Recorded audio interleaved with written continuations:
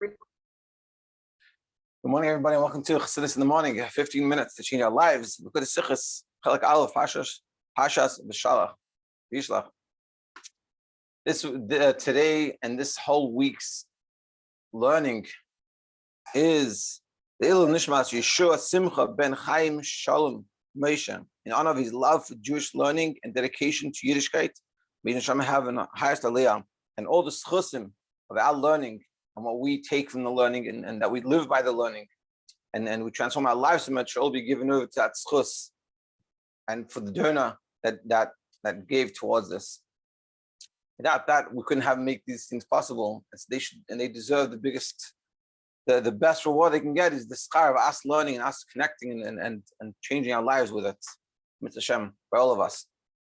So to finish off today's vart, today's portion of the Sikha, that and just to preface something that we had sort of a discussion about it before, after Shiur yesterday, that's all the good stuff happens when it's not recorded.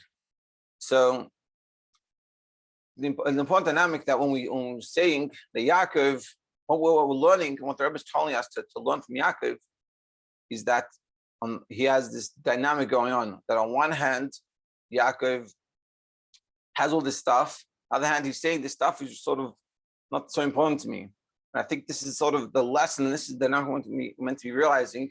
The Torah is not telling us, and Chassidus is not telling us that we shouldn't have gashmis. We can have gashmis, and there's nothing wrong with having gashmis. The idea of having gashmis, where it comes wrong is where the machshava behind it and what it does. Is the gashmis where something we're having to compare to others, and we have to look as good as the other people and the next door neighbors, and what are they going to think? If anyone got to listen to the song from the 8th day, in the end of that video clip, they have they ring it out a little bit. Very short, but they ring it out. And the point that they're saying is that part of the song, he says, I can't remember, you have to watch the whole thing, but he talks about how the neighbors look, but they don't understand. Meaning, sometimes we worry, what are the neighbors going to say? What are they going to think? They don't understand. And the Vayishlach didn't understand because I don't care about these things.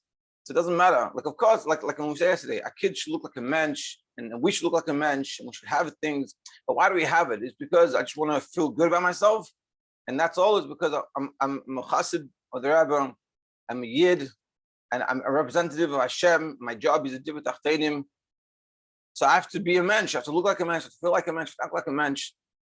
And I need to be moshiach, things like that. So so like we talked about, the moshe, we gave a moshe of the way we dress, that we should dress respectably because we should be respectable people.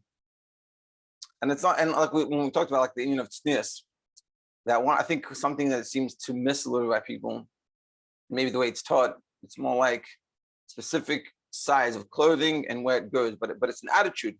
It's I'm the daughter of the king, and I should feel that way. So therefore, when I walk on the streets, it's just like this. And I talked about how for me myself, it's the same thing, and doesn't not apply for us. And I see how I've changed the way I do things because of this idea. And that's what we're saying. So Yaakov has all these things, but the verse is, it's not that these things define who I am, but I don't have all these gashus. I'm a less of a human being. I'm the same human being. I'm a perfect human being without it. And the reason why I have this gashmis is for the right reasons. And that's what we're saying. So that's essentially what we're talking about. It's a whole forbearing, and really something we have to think about in ourselves, the way we do things and why we're doing things. Because we can't get caught up in just doing it just because we want to act like the Joneses and make sure we fit in. But on the same hand, it doesn't mean we should look like schleppers. Anyway, it's for another forbearing. Vav. Kol and Yanim. Yeah, so all the ideas, hey, hare, ba'ashkacha pratis. It's a divine providence. What's the divine providence in regards to this whole parasha? Gulas Admar Zaken, Chassidus, Yutis Kislev, Tov Kuf, Nuntes. Yutis Kislev, 1799 or 98. 1798 was Yutis Kislev. It's the era, when did that happen? Era Bashavua Shalach Vayishlach. It happened in the week after Vayishlach. Sheba Klaus Hayra Hamura, which in Vayishlach is all this lesson we've been talking about. Chassidus gives every single one of us as a koyach, the ability, Vayishlach, the power and the ability, his chashev im matzava shel elam shemisaviv. We don't take consideration of what's going on in the world around us. And what do we do? Lahashlim ba'atzmai es havedas im love and garti, and we can fulfill the job like we learned with love and I lived. Lahagia l'matavay l'dargav yili chamer zemach moshiach, to reach the level like Yaakov said, have a chamer, the donkey of Mashiach, that we can live. That the lesson of Chassidus is giving us the ability. And this is what we're saying. You have to learn Chassidus. One of the reasons why we learn Chassidus, with Chassidus, we have the ability to live, to not be affected by the surroundings, and to be a person ready for Mashiach, meaning we transformed ourselves in the world around us, that it's Mashiach's times, even though in what's around us, the way people are is totally different to that. It could be love on, but where we're focused is the right place. And this can only happen if we learn Chassidus. Chassidus is the preparation and the vessel for the revelation of Mashiach. Aliyah through spreading the all springs outwards. Will merit to Master will come immediately, speedily in a day. And like we said in the Simcha, that it's through our avodah. And like we said before, there's a lot of foraying in the Simcha. It's a beautiful Simcha, like all the Simchas we've been having. But we're learning that we have to look around the world around us. At first, like we said, we were talking about it, we can have the gashes. But we have to realize what do we hear? And when we walk around and when we do things and when we interact with people, it doesn't matter who it is, a Yid or not a Yid. We're on this mode of I'm Yaakov and I'm in the house of Lavan, and I'm Garti. I'm keeping mitzvahs. I'm doing the right thing. So when you go to the Walmart or you go to the supermarket, we have an opportunity to interact with someone. We interact in a nice way, and we say, "Yeah, how you doing? What's going on?" And you see it's another Yid, you share a vart, things like this. And this is what we're doing. And this is our mode. This is what our head is thinking. And it could be some of us. It could be hard, like I'm uncomfortable, more introverted. But it's finding a way. You don't have to fight yourself, but it's finding a way that you could express this. See, how can I do this? And I see, if I live in the outside community, I see another, a friend of mine, say, I learned this good vart, or you shared something, and things like this, and it's tailored to the person. I think we understand what I'm saying, and this is what we're saying here, and this is what Chassidus brings us, the ability to have this ability to do this. And Mitzvah by all of us, we should do this, and for sure, if we try this, and we do this, and as long as we're not too harsh on ourselves, we'll be very successful at it, and it'll be life changing. It's literally life changing when you walk this way, and that's what it is. But the only thing that stops us from being life changing is being rough on ourselves and saying it's not good enough. I'm not good enough, and I didn't do a good enough job. I only said one vart in the whole week. It's not good enough. So no negativity. But try this, and you'll see it'll be transformative. Today we'll start a little bit the next section.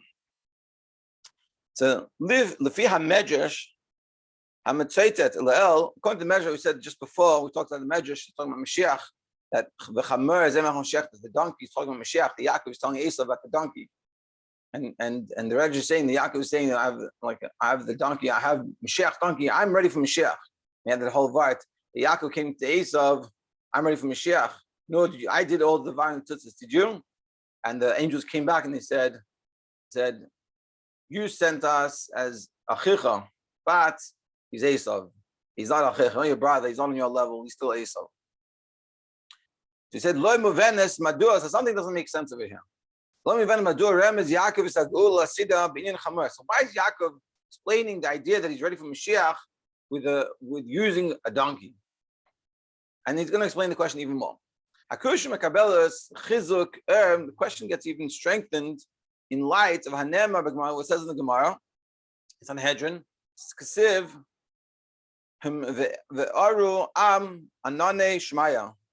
And the people will have the clouds of glory. Meaning Mashiach comes with these clouds of glory. And then also it says, Ani Roichev Al Chamor. And Ani, like a poor man is riding on the donkey, which is like what we're talking about, the Mashiach through the donkey. It says Zachu, so the Gemara explains, Zach, if they're meritorious, if you're doing very good, Am Anane Shemaya, they will have the clouds of glory will come. They're not merit on they'll have the poor man riding the donkey. Seemingly, the example that Yaakov is giving of the donkey is the lower level. Why is he explaining that he's ready for Mashiach, but in the terms of the lower level? From here, when we're meritorious, when we merit this, the gula will be with the clouds of glory. But if so, that's when we merit. That's when we're meritorious, we get the clouds of Shemaim. Why does Yaakov give the example?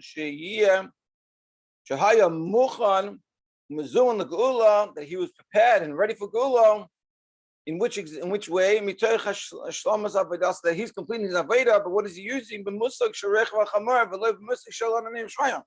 Meaning there's two examples that he used from Mashiach comes, riding on the donkey on the clouds. The clouds represents when we're zachu, when we're meritorious, when we're good, when we manage to do it very well, and that's what we get. That's the best of the best.